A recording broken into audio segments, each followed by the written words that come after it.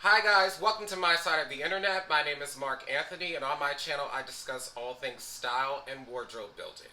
So today I'm going to share with you a dream that came true for me, and that is I am now the proud owner of a Balenciaga overcoat. I never ever in my life thought that I would be able to get one, but I got it at a steal.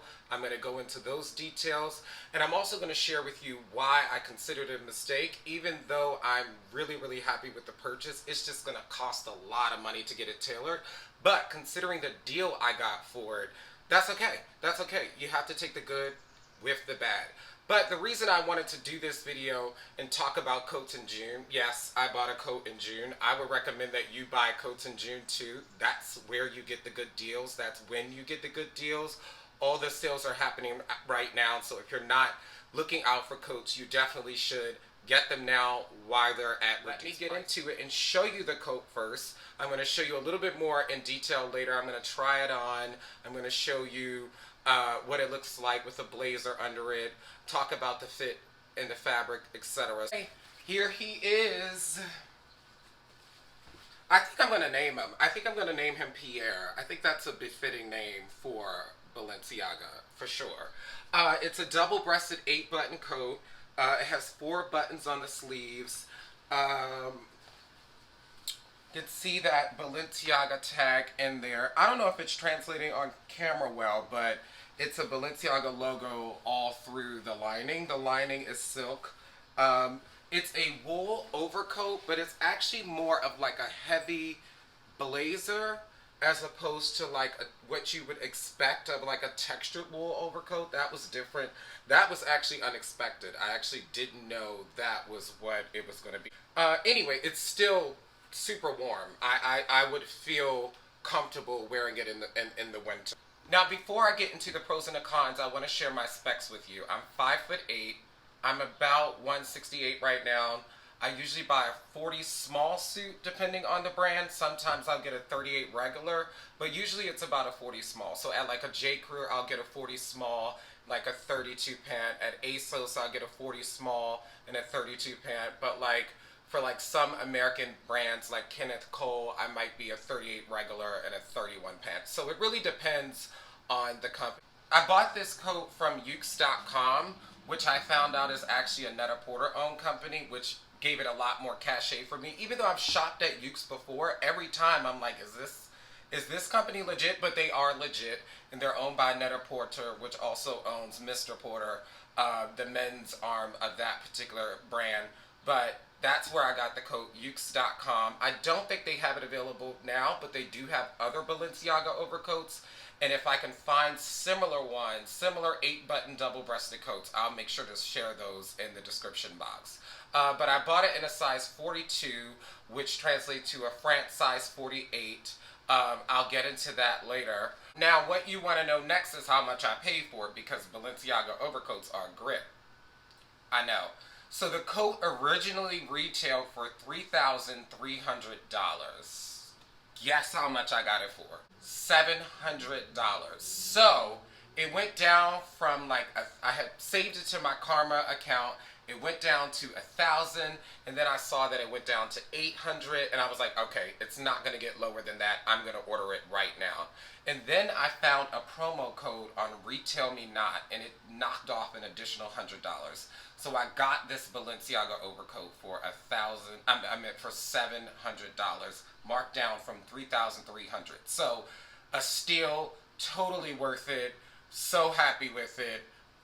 Do not regret that decision at all. The first pro, obviously, is that it's Balenciaga.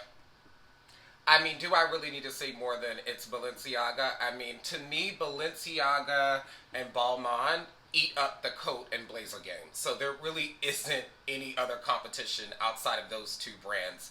So I knew that if I was ever gonna invest in an overcoat, it was gonna be from Balenciaga or Balmain, and I happened to just find this deal first. So I'm not a label hoe. It's really not really about that. It's really just about the best quality for the best price, And to me, there are certain brands that just stand the test of time and really have honed in on their niche, and Balenciaga is one. So when I say it's Balenciaga, it's really not so much for the name; it's more so for the reputation and design aesthetic of that. Okay, number two would be it fits great on the shoulder. So I actually bought this in what would be a US 42, as I mentioned earlier. I would usually wear a US 40. So I knew it was going to be a little bit of a reach in terms of the fit and what would need to be tailored and what not. Even though I did the size calculator on ukes.com and they actually recommended me to get this size, I really should have just followed my gut. But I bought it in a size 42, and when you're buying coats and blazers, if they fit great on the shoulders and you can do the hunch test and you have a little bit of room, to me, that is really what passes the test. Anything else can be altered or tailored. Knowing that I didn't have these super baggy, crazy shoulders was really a pro in this situation, considering I bought it in a size that I usually wouldn't.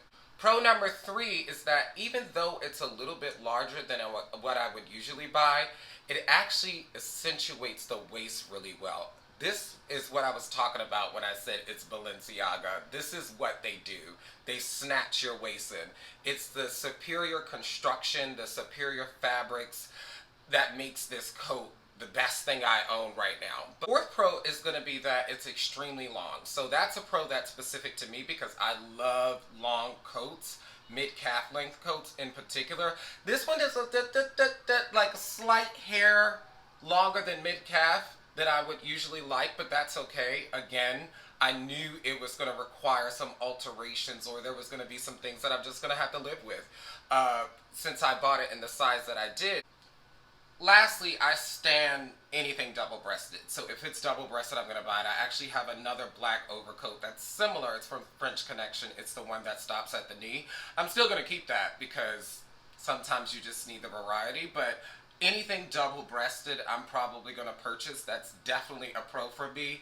I think it looks a lot more elevated than just like a single-breasted. I have so much double-breasted items, double-breasted blazers, double-breasted shirts. If I see double-breasted, I'm going to buy it. Okay, the cons. I don't have many. The number one con, which is why I labeled this video a mistake, my Balenciaga mistake, I should have gone with my original size. I should not have trusted Ukes. Ukes, you did me wrong. Not actually. Y'all did me well. I still got the good deal. But I would have actually gone with my original size and just trusted my gut on that, because this coat is gonna require some pretty extensive tailoring. It's gonna cost me a little bit of a coin to get this altered. But that's the only real con that I have, is that I would have gone with my actual size. The second con is the top two buttons actually start about 2 inches lower than what a double-breasted coat would usually start on me. So let me put on a blazer that fits nearly perfect and show you the distance between the buttons. Okay, so I put on this blazer that fits absolutely perfect. It's the best fitting blazer that I have. You can see the buttons start about right here, which is maybe an inch and a half to 2 inches below the nipple. I'm gonna put on the coat and show you the distance between the buttons and where they actually should start, as opposed to where they start on the coat. Okay, so we have on the coat. I'm gonna do the best I can to demonstrate this. The buttons on the blazer, the top buttons on the blazer start here, again about an inch below the nipple. The buttons on the coat actually start about 2 inches lower. It actually is closer to the bottom button on this blazer. So that's a con, but I can live with that. It's not the worst thing ever. I'll get used to it. I don't think anyone who isn't like super detailed or knows about coat structure is really going to pay any attention to it, but it's just one of those like OCD pet peeves that's probably going to drive me crazy every time I wear it, but I'll get over it. The last con is, and this isn't really a con because that's who I am and I'm going to do that anyway, and I do it with almost everything. I am going to have to get quite a bit of tailoring for this coat. So I'm going to talk a little bit about that. So the first thing that I'm going to have to do is bring in the sleeves a little bit more. They're a little bit wider than what I would usually like. Actually, let me try it on one more time so you can see what I'm talking about. Okay, tailoring. So as you can see, the sleeves are a little bit wide. So I'm going to bring those in a bit. I'm going to bring it up about 4 inches. I mean, there is a lot of room down here in this coat. I definitely should have gone with my regular size. But see how great, what I was talking about earlier, how it fits on the shoulders. And if I do that, it still kind of gives me a little bit of room. I don't feel like the shoulder pads are all over the place. So the great thing is the shoulder structure is great. But definitely going to have to bring those sleeves up, going to have to bring them in, and I think I'm going to ask my tailor to bring it up by the sleeves so I can keep the 4 buttons on the bottom of the coat. I usually wouldn't do that because I honestly don't really care if 3 buttons are there. Nobody really pays attention.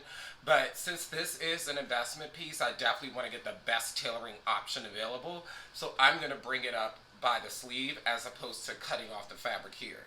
And then the second thing is, and I'm going to button it just to show you, even though it's waist snatching, because it is a size 42 and not my usual size, there's a little bit of extra room on the side up here. So I'm going to see if they can bring that in a little bit more and see how that affects the waist. And if it affects the waist, they can bring that in a little bit more too. The fabric does have a little bit of stretch. A little bit of stretch, I think. Yeah, a little bit of stretch. Or am I imagining this? Let me really be sure. Yeah, there's definitely a little bit of stretch in there. And that's it. Okay, my final verdict. I do not regret buying this coat. For the price that I got it for, it was absolutely worth the money. And even with the expensive tailoring that I'm going to have to get done to it, it's not anywhere near what I would have paid full price for it. The fabric is superior. The structure of the coat is incredible. I don't regret spending the money on it. The recommendation to you, depending on your body type or what style you're going for, you might want it oversized, you might want undersized, I don't know. But I would say just go with your regular suit size when you're buying a Balenciaga coat. That's probably going to be your best option.